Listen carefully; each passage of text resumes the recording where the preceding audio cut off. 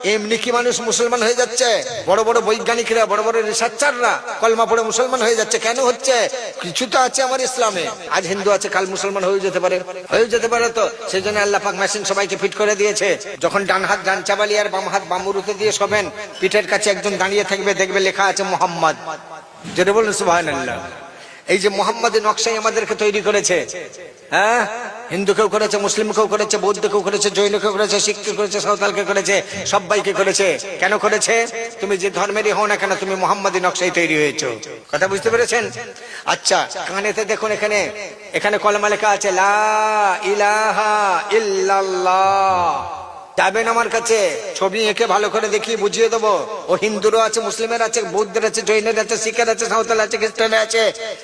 তুমি কোন দিন আরবি পড়া শিখবে, সেই দিনে হয়তো বুঝতে পেরে যাবে আমার কানেতে লা ইলাহা ইল্লাল্লাহ লেখা আছে, আর বাম কানে মুহাম্মদুর রাসূলুল্লাহ লেখা আছে। জোরে বলো সুবহানাল্লাহ। জি, আমার ডান হাতের দেখুন 5টা আঙ্গুল আছে। যারা আরবি পড়া জানেন, এই দেখুন আলিফ লাম লাম হে আল্লাহ। এদিকেও দেখুন আলিফ লাম লাম হে আল্লাহ। উল্টে দিলেও যাই, পাল্টে দিলেও তাই।